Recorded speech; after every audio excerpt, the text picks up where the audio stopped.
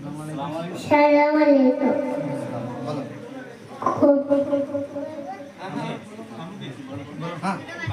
কোরআন মধুর বাণী আমি যখন শুনি আমার মন ভরে যায়।